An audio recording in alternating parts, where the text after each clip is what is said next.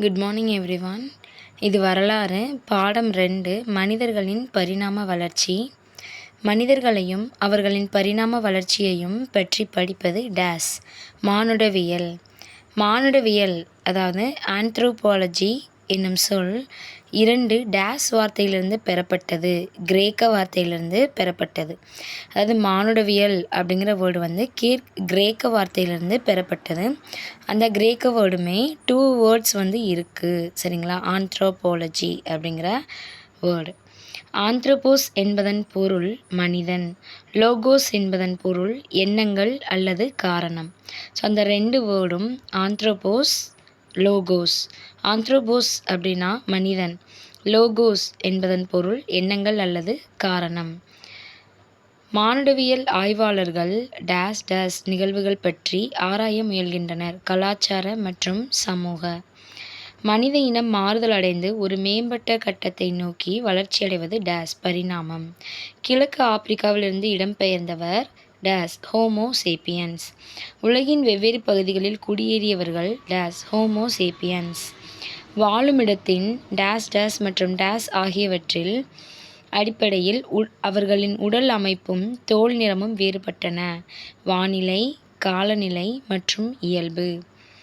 ஒவ்வொரு இனமும் டேஸ் உருவாக்கியது வழித்தோன்றல்களை. அதாவது இப்போ ஒவ்வொரு இனமும் வந்துச்சு அப்படின்னா அது ஏதோ ஒரு வழித்தோன்றல்களை உருவாக்கியிருக்காங்க அப்படின்னு சொல்கிறாங்க. குகைகளில் வாழ கற்றுக்கொண்ட மனிதர்கள் டேஸ் குரோமேக்னான்ஸ். பிரான்சில் உள்ள டேஸ் என்னும் இடத்தில் உள்ள குகைகளில் குரோமேக்னான்ஸ் வாழ்ந்ததற்கான தொழில் சான்றுகள் கிடைத்துள்ளன. லாஸ்காஸ், அதாவது பிரான்ஸில் லாஸ்காஸுங்கிற ஒரு பிளேஸ் இருக்குது, அங்கே குகை இருக்குது. அந்த குகையில் குரோமேக்னான்ஸ் வாழ்ந்திருக்காங்க. ஸோ அதுக்கான தொழில் சான்றுகள் கிடைத்திருக்குன்னு சொல்கிறாங்க. டேஸிடம் இறந்தவர்களை புதைக்கும் பழக்கம் இருந்தது. குரோமேக்னான்ஸ். மனிதர்கள் மற்றும் வாழ்விடங்கள் கொடுத்துருக்காங்க.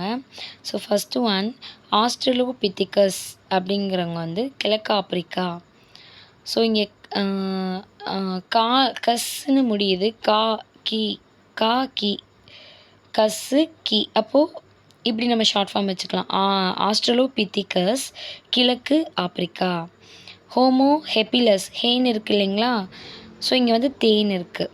அப்போது ஹோமோ ஹெபிலஸ் தென் ஆப்பிரிக்கா, அங்கேயும் ஒத்த சொல்லி கொம்பு, இங்கேயும் ஒத்த சொல்லி கொம்பு.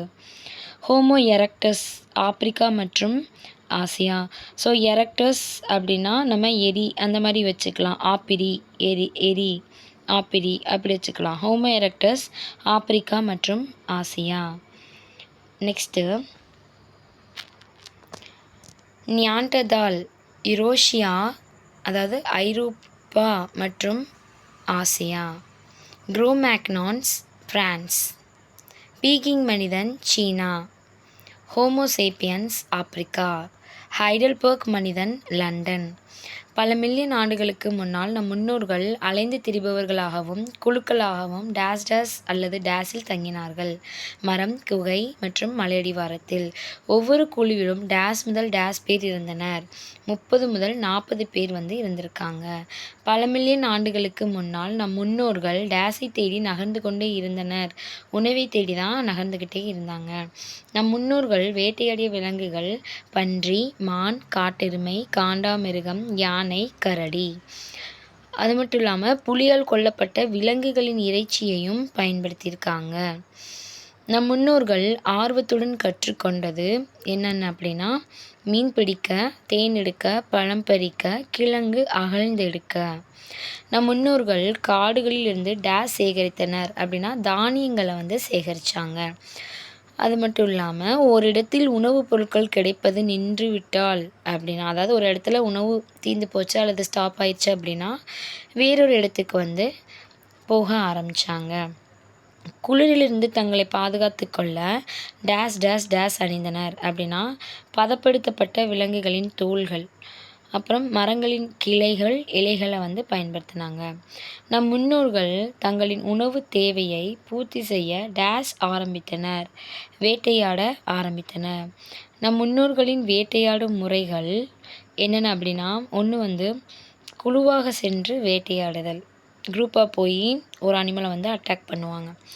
அப்புறம் இன்னொன்று குழி தோண்டி அதில் விலங்குகளை சிக்க வைத்து வேட்டையாடுதல். ஸோ இன்னொன்று வந்து குழி பறித்து அந்த குழியில் வந்து ஏதாவது விலங்குகள் வந்து தெரியாமல் விழுந்துருச்சுன்னா அதை உடனே ரவுண்ட் அப் பண்ணி அட்டாக் பண்ணி அதை வந்து வேட்டையாடினாங்க. முன்னோர்களின் செதுக்கும் கலை அப்படின்னு பார்த்தோம்னா, ஒரு கல்லை அடியில் வைத்து கூர்மையான மற்றொரு கல்லினால் அதை தட்டி செதுக்கிறது. ஒரு கல்லை வச்சு இன்னொரு கல்லை தட்டி தட்டி அப்படி செதுக்கிறது. ஒரு கற்கருவியை உருவாக்க டேஸ் கற்கள் எடுத்துக்கொள்ளப்பட்டன. 2 கற்கள், கண்டிப்பாக கீழே ஒரு கல் மேலே ஒரு கல் வச்சு செதுக்கியிருக்காங்க. ஒரு கல்லில் உள்ள சீரற்ற பகுதிகளை நீக்கவும் அதை கூரிய கருவியாக்கவும் இன்னொரு டேஸ் போல பயன்படுத்தினர் அப்படின்னா கல் சுத்தியல். ஸோ அப்போ எல்லாம் இரும்பு கிடையாது இல்லைங்களா, கல் சுத்தியல் தான் வந்து இவங்க வந்து அந்த சீரற்ற பகுதிகளை நீக்கவும் கூரிய கருவியை வந்து உருவாக்குறதுக்கும் கல் சுத்தியலை பயன்படுத்தியிருக்காங்க. ஆதி காலத்தில் மனிதர்களின் முதன்மை தொழில் வந்து வேட்டையாடுதல். ஒரு குச்சி அல்லது கல்லால் பெரிய விலங்கை கொல்வது கடினமாக இருந்தது. அதனால் டேஸ் ஆயுதங்கள் பயன்படுத்தப்பட்டன. கூரான ஆயுதங்கள் பயன்படுத்தப்பட்டன. ஆயுதங்கள் செய்ய டேஸ் கல் பயன்படுத்தப்பட்டன அப்படின்னா சிக்கிமுக்கி கற்களை தான் ஆயுதங்கள் செய்வதற்கு பயன்படுத்தினாங்க. காரணம் ஏன் அப்படின்னா அதாவது சிக்கிமுக்கி கல் வந்து ரொம்ப வலிமையாகவும் எல்லாத்தையும் தாங்கும் திறன், அதாவது எளிதாக வந்து உடஞ்சிராது, அவ்வளோ ஸ்ட்ராங்காக வந்து இருந்துச்சு. நம் முன்னோர்கள் டேஸ் தேடுவதில் பல மணி நேரம் செலவிட்டனர். சிக்கிமுக்கி கற்களை தேடுவதில் அவங்க அவ்வளோ நேரம் வந்து செலவு பண்ணாங்களாம். கற்களை கொண்டு ஆயுதங்கள் செய்ததுடன் அவற்றை பிடிப்பதற்கு வசதியாக டேஸும் பொருத்தினர். மர கைப்பிடிகளையும் பொருத்தினாங்க. பெரிய கற்களை கொண்டு டேஸ் உருவாக்கினர். கோடாரி. முன்னோர்கள் கோடாரிகளை டேஸுக்காக பயன்படுத்தினர் அப்படின்னா மரம் வெட்ட, மரக்கிளைகளை நீக்க, குழி தோண்ட, விலங்குகளை வேட்டையாட, விலங்குகளின் தோலை உரிக்க. மனிதர்கள் நெருப்பை உருவாக்க டேஸ் பயன்படுத்தினர். சிக்கிமுக்கி கல்லை பயன்படுத்தினாங்க. ஆல்ரெடி பார்த்தோம், சிக்கிமுக்கி கல் வந்துட்டு ஆயுதங்கள் செய்வதற்கும் நெருப்பை உருவாக்குவதற்கும் பயன்படுத்தப்பட்டிருக்கு. நம் முன்னோர்கள் நெருப்பை டேஸுக்காக பயன்படுத்தின அப்படின்னா காட்டு விலங்குகளிடமிருந்து தங்களை பாதுகாத்து கொள்ளவும், சமைக்கவும், இரவில் ஒளியை உருவாக்கவும் நெருப்பை பயன்படுத்தியிருக்காங்க. அண்ட் 36th one, மனிதர்களின் வாழ்வில் டேஸ் இன்றியமையாத இடத்தை பிடித்தது. நெருப்பு. இன்றைக்கும் தீப்பெட்டியை பயன்படுத்தாமல் நெருப்பை உருவாக்கும் பழக்கம் டேஸில் உள்ளது. நீலகிரி மாவட்டத்தில் இருக்கக்கூடிய சில கிராமங்களில் இன்றைக்கும் தீப்பெட்டி வந்து யூஸ் பண்ண மாட்டாங்க. மனிதர்கள் தங்கள் புலனறிவு, சிந்தனை மற்றும் அனுபவத்தாலும் உருவாக்கிய சிறந்த அறிவியல் கண்டுபிடிப்புகளுள் டேஸும் ஒன்று, சக்கரமும் ஒன்று. டேஸ் மனித வரலாற்றில் ஒரு முதல் தரமான கண்டுபிடிப்பாக கருதப்படுகிறது. சக்கர உருவாக்கம். சக்கரத்தை உருவாக்குவதற்கான சிந்தனை டேஸிலிருந்து அவர்கள் பெற்றிருக்கலாம். ஒருவேளை மலைகளை அவங்க பார்த்துருக்கலாம். அந்த மலைகளில் கற்கள் உருண்டு வரும்போது அதை பார்த்து சக்கரத்தை உருவாக்குவதற்கான சிந்தனையை அவங்க பெற்றிருக்கலாம். மனிதர்கள் டேஸில் பானை செய்ய கற்றுக்கொண்டனர். களிமண்ணில். சக்கரம் கண்டுபிடிக்கப்பட்ட பிறகு டேஸ் செய்வது எளிதானது. பானை.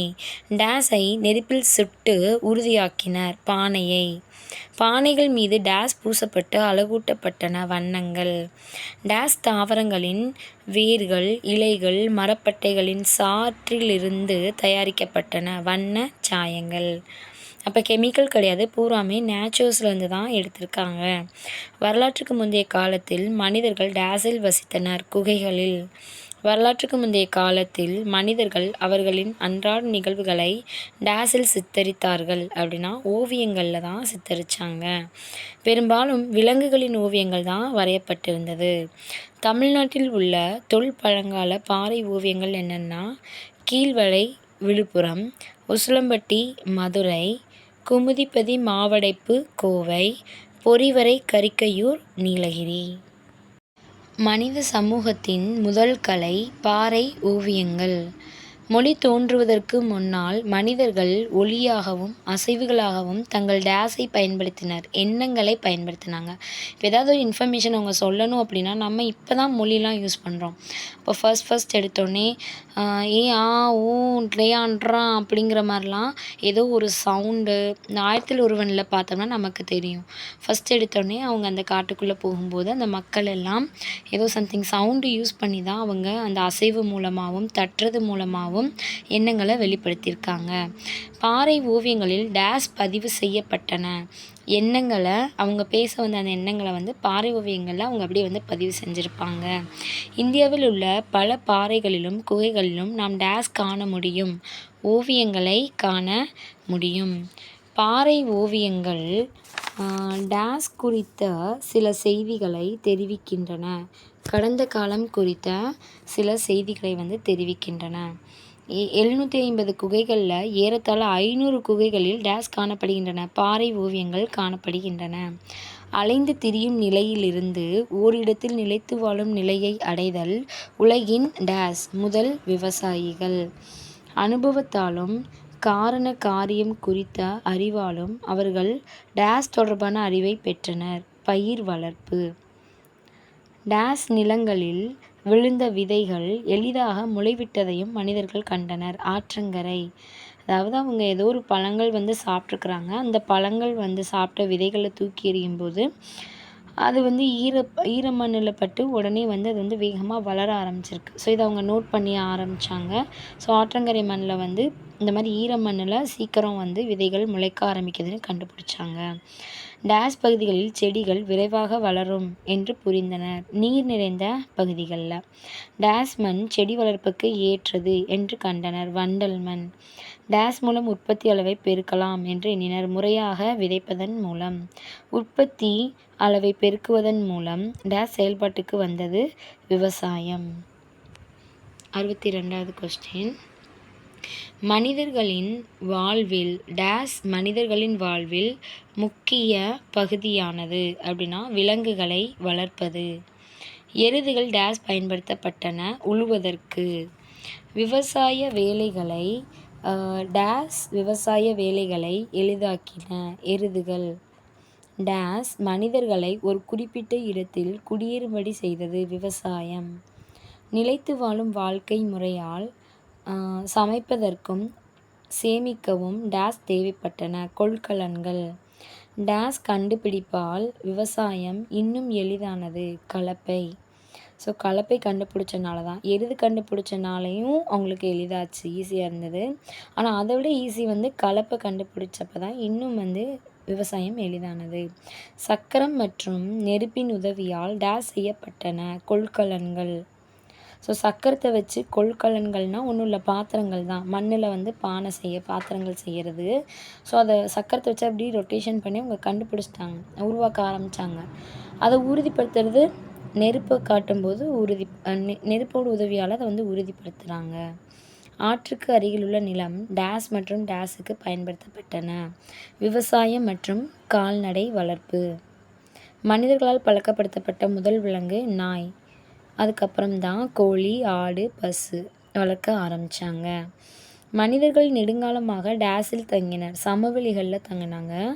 மனிதர்கள் சமவெளிகளில் தங்கிய போது டேஸ் கற்றுக்கொண்டனர். விவசாயத்தையும் கைவினை கலைகளுக்கான திறன்களையும் கற்றுக்கிட்டாங்க.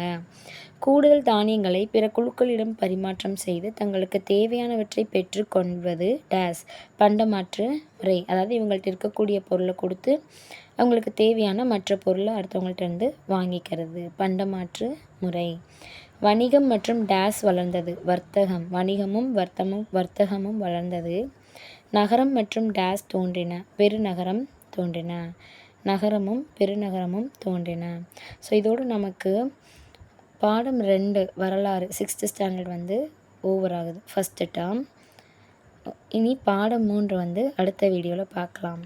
தேங்க்யூ ஃபார் வாட்சிங்.